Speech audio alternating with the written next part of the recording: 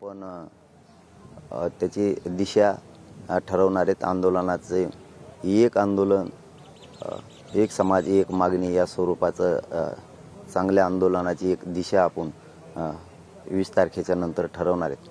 परंतु आता आपण जे आंदोलनं करतायत शांततेत सगळ्या राज्यात आपण करतायत, त्याबद्दल तुमचं सगळ्या मराठा समाजाचं कौतुक. परंतु जे विद्यार्थ्यांच्या परीक्षा आहेत याच्याकडे मात्र बारकाईने लक्ष ठेवायचं. विद्यार्थ्यात कधी जात बघायची नसते किंवा धर्म बघायचा नसतो. विद्यार्थी हा आपलं भविष्य आहे, त्यांना कसली अडचण येणार नाही. कालही सांगितलं, आजही पुन्हा तोच विषय सांगतोय की त्यांना आंदोलनामुळं कसलीच अडचण विद्यार्थ्यांना त्याच्या परीक्षा केंद्रापर्यंत जाण्यासाठी आलीच नाही पाहिजे. आपण स्वतः सगळ्यांनी पुढे होऊन मदत करायची. मराठ्यांचं आंदोलन सुरू असताना एकाही विद्यार्थ्यांना अडचण आली नाही, हा एक नवीन आदर्श मराठ्यांचा गेला पाहिजे. कारण आत्ता 5 महिन्यापासून आपलं आंदोलन सुरू आहे. आपला खूप आदर्श मोठा राज्यानं, देशानं आणि जगानं सुद्धा घेतलेला आहे की ह्या मराठ्यांनी शांततेत आंदोलनं करून एक नवीन आदर्श दिला. पण नुसता आदर्शच दिला नाही, तर त्यातून समाजाला न मिळणारं 5-5 पिढ्यापासून जे मिळत नव्हतं ते मिळून दिलं. असं आरक्षणाचा विषय असेल, मुलींच्या शिक्षणाचा असेल, जे काय अनेक झाले असतील ते हे एक आदर्श आहेत नवीन. तसेच त्यामुळं आपण विद्यार्थ्यांच्या परीक्षा आहेत, त्यांचं वर्षाचं भविष्याचा विषय असल्यामुळं जरी आंदोलन सुरू असलं तरी पण त्या विद्यार्थ्यांना थोडीही भीती वाटली नाही पाहिजे. त्याला वाटलं पाहिजे मी त्या आंदोलनातून गेलो, येतानाही माझा पेपर देऊन आल्यावर त्याच आंदोलनातून आलो, मला कसलीच माझी गैरसोय झाली नाही पाहिजे. इतकी बारकाईनं समाजानं काळजी घ्यायची.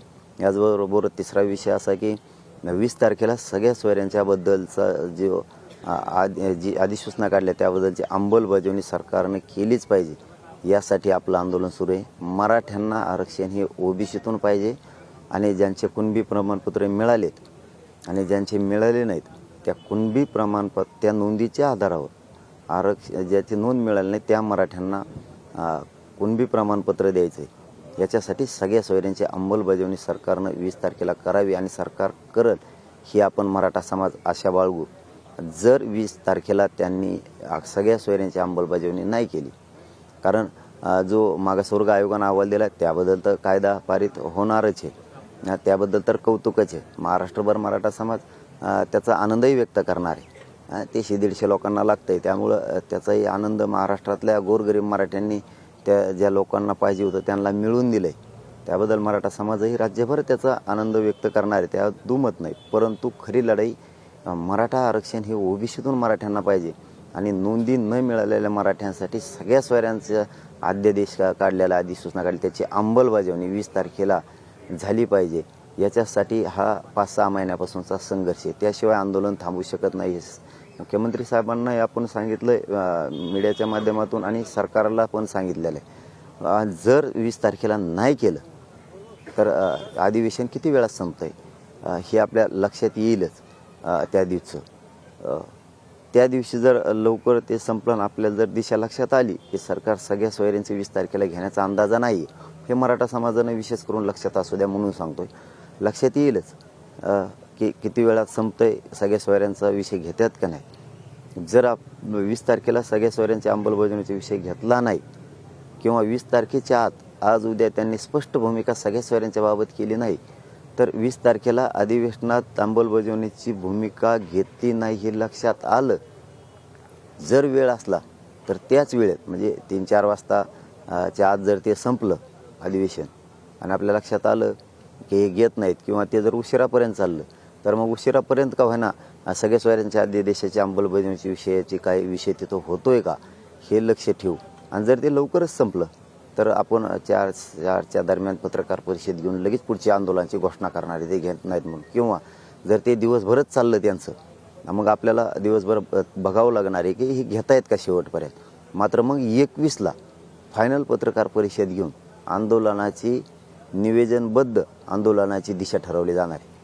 20लाच ठरवली जाणार आहे, परंतु अधिवेशनाच्या वेळेनुसार ठरवलं जाणार, आपल्याला करावं लागणार आहे. जर हे उशीर झालाच तर 21ला मात्र आंदोलनाची महाराष्ट्रातली पुढची दिशा सगळ्या सोयऱ्यांची कायद्याची अंमलबजावणी करण्यासाठी आणि मराठ्यांना ओबीसीतूनच आरक्षण मिळण्यासाठी पुढील आंदोलनाची स्पष्ट भूमिका, आंदोलन कसं, कोणचं आणि काय याबाबत मराठा समाजाला स्पष्ट सांगितलं जाईल. धन्यवाद. आपल्याला काय विचारायचं का?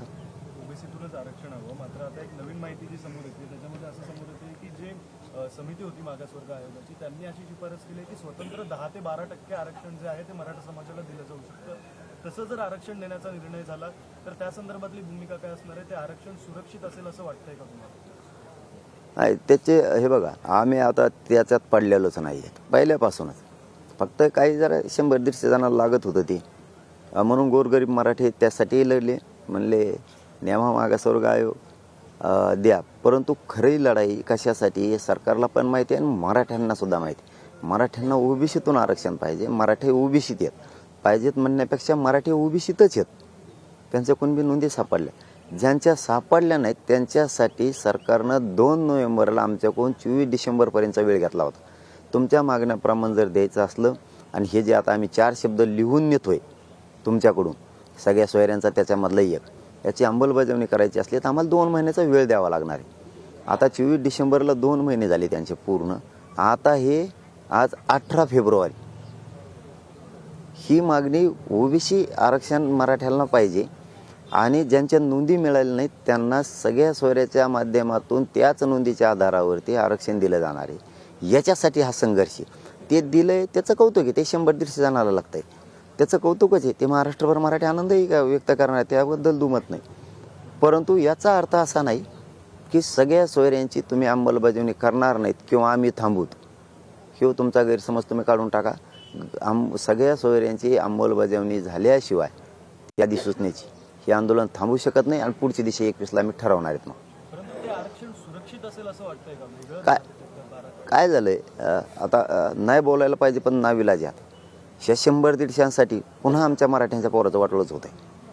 कारण असं मागचा अनुभव आहे लेकरांना आमच्या मराठ्यांच्या, तेच बोलून दाखवतात आम्हाला. दादा ते दिलंय, देतील 20 तारखेला 10% देतील, नाही तर ते 50% देतील, त्याच्यात काहीच विषय नाही आहे. पण ते पुन्हा नाही टिकलं तर आमचं मागं जे ECBCनं दिलं होतं सुप्रीम कोर्टानं, मान्य सुप्रीम कोर्टानं ते रद्द केलं होतं. तशीच जर आमच्यावर पुन्हा वेळ आली तर आमचे मागचेच 4 वर्षे वायाला गेलं आमचं करिअर. पुन्हा आता नवीन पोरं ते आरक्षण घेणार, पुन्हा ते जर उडालं तर पुन्हा आम्हाला आमच्या निवडी होऊन नियुक्त्यासाठी आम्हाला आयुष्यभर लढायला लागेल. आता जे ECBCतून निवडी झालेले विद्यार्थी आहेत हे 3-4 वर्ष झालं लढतात. आमच्या निवड झाल्यात, आम्हाला नियुक्त्या द्या.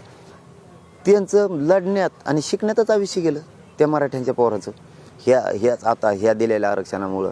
कारण ते रद्द होईल का राहील का भीतीपोटी. पुन्हा जर तसंच झालं तर, असा मराठ्यांच्या पोरांचा प्रश्न आहे, तसंच जर झालं तर आम्ही ते आरक्षण घेणार, शिक्षण त्याच्यातून करणार, आमची निवड होणार आणि नियुक्त्याच्या टायमाला आम्हाला आंदोलनं करायला लागणार. म्हणजे आमचं पुन्हा आयुष्य बरबाद झालं. पण आता हे 2-4 जणांची मागणी आहे, पण 100-150 लागतंय. ते त्यांच्यासाठी मराठ्यांच्या लेकराचं पुन्हा वाटलं होऊ नये. परंतु गोरगरीब मराठ्यांचा कसा स्वभाव आहे, मिळू द्या सगळ्याला, त्यांना ते पाहिजे ना, बनवा ते बी.